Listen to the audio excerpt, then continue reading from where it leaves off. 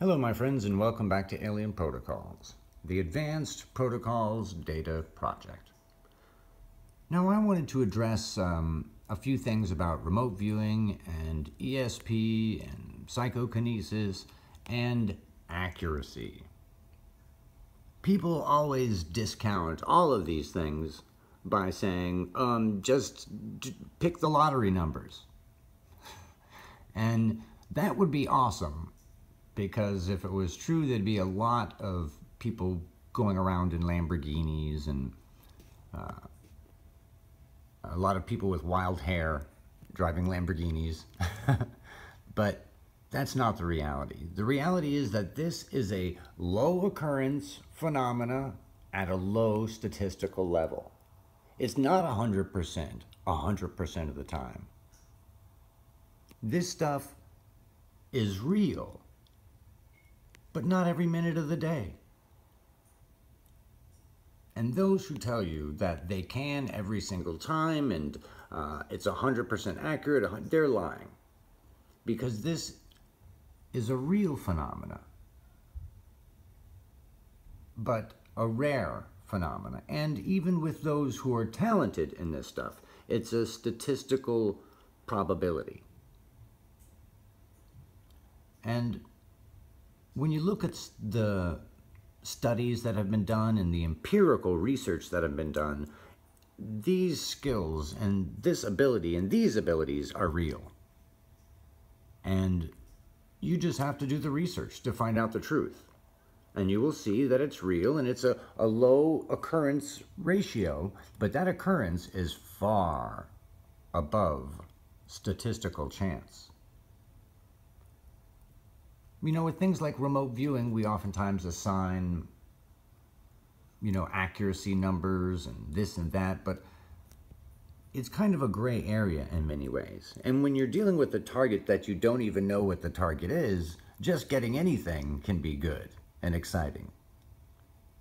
And with all of these, remote viewing, PK, psychokinesis, telekinesis, and ESP and all of this stuff, there is a failure rate.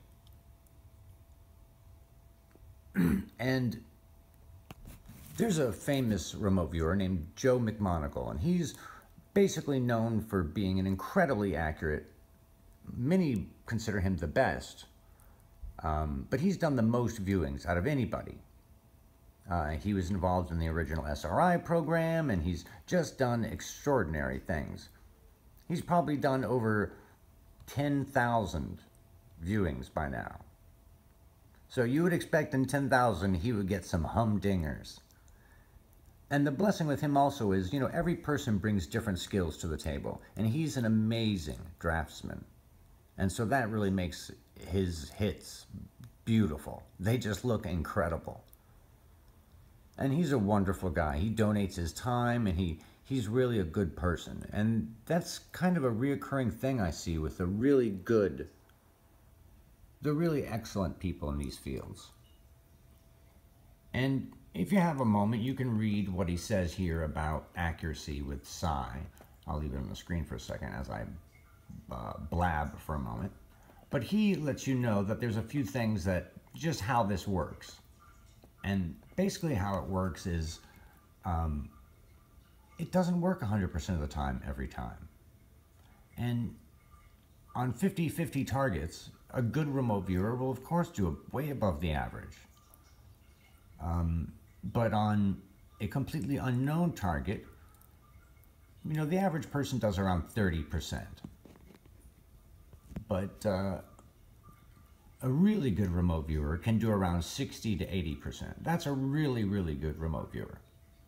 But the average remote viewer does around 30%. But some do, he has different percentages here, but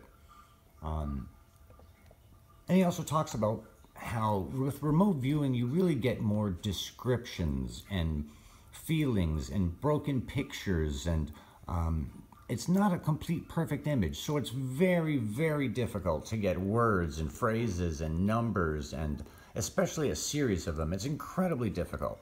Very few can operate at this level. I've gotten names before, but I've gotten a lot of wrongs too. So you know, you have to chalk some up to statistical chance. But I'd love for you to see just a couple of Joe's really good hits here.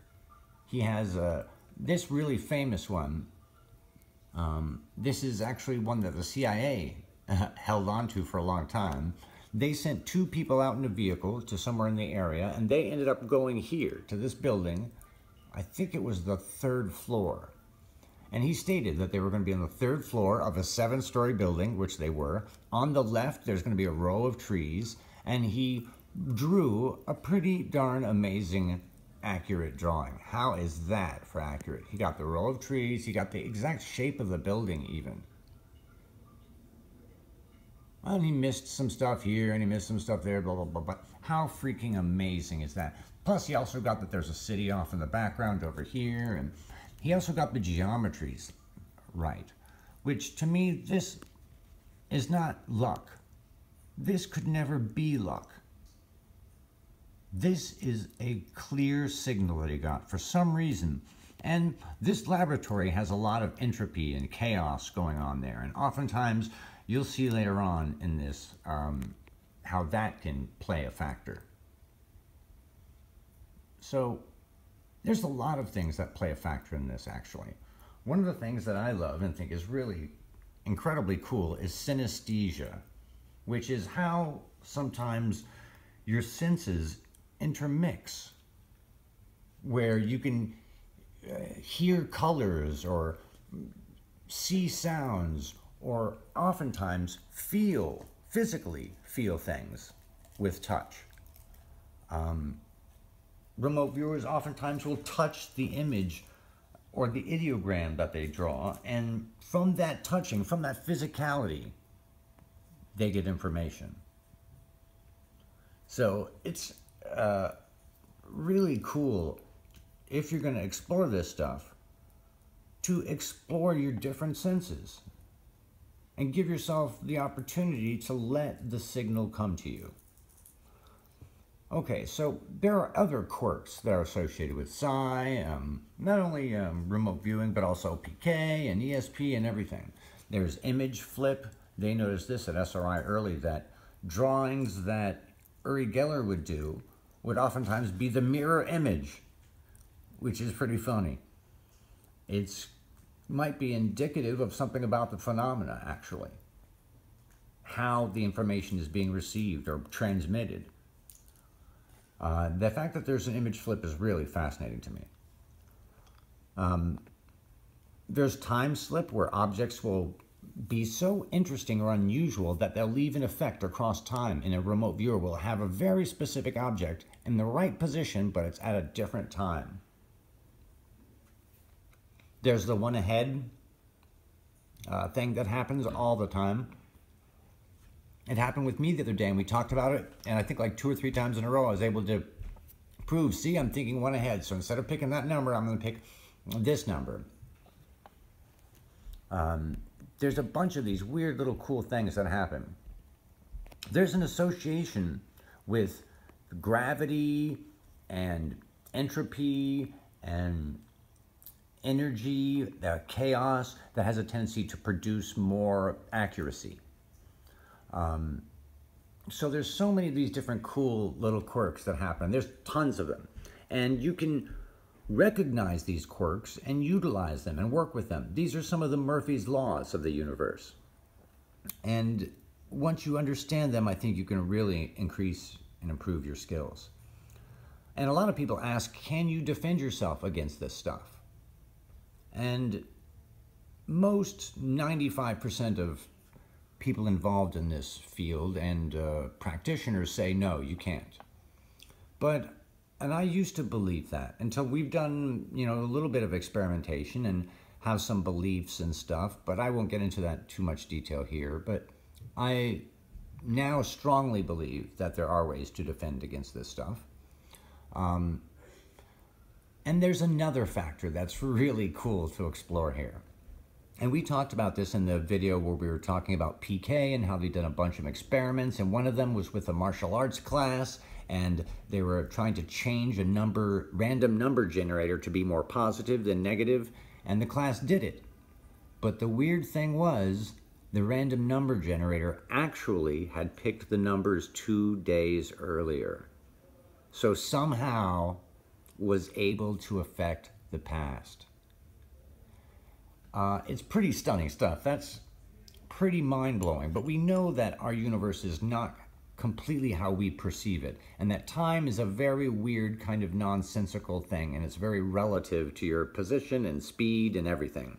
And we talked about before entanglement, how two particles can be together and one can go to one side of the universe and the other can go to the other side of the universe. And if you tickle one, the other one on the full other side of the universe will totally respond to it. If you observe this one and it becomes a right spin, this one will instantly become the left spin. Instantly, faster than the speed of light. Faster than the difference between the two spaces that light would normally allow. And the cool conjecture that I really like a lot is the notion that the second you jiggle this one, information travels backwards in time and communicates with the other particle. So when it goes forward in time, normally, it has that information already. And so on our line of time up here, we don't perceive this stuff. It just seems instant. And I think that kind of ties into a really interesting experiment they did. You guys know the double slit experiment, how if you see it, you affect it. You affect whether the light, the photon, is either a pattern or just a splash in the center. And I'm not going to go through the whole thing of explaining the two-slit experiment. I'm sure most of you know what it is. But if you look at this image here, they did a test which was really, really, really cool, where they used a galaxy as kind of a gravitational lens. And so what they did was, there are two particles here, they split apart, they come back through the dual slit detector, and they decide whether to look at it or not. And so if they look at it, what has to happen is somehow the information goes backwards and travels to that point where they were back together again and comes back up. I mean, it's ridiculous. And more importantly than the distance this has to travel is time. That means that this information is going back millions of years, not just seconds, like with the martial arts student experiment. It makes me ponder things like, at the beginning of the universe, we were supposed to be one tiny little space that grew. Maybe everything was entangled then, and all the information goes back to that moment. I don't know, gang, but it's such a cool thought, and this exploration, it may be 1,010% off. But it's really neat to explore retrocausality and its implications, especially in ufology and Psi and all of those gifts. So, what do you guys think? Do you believe any of this stuff? Much love to you and yours.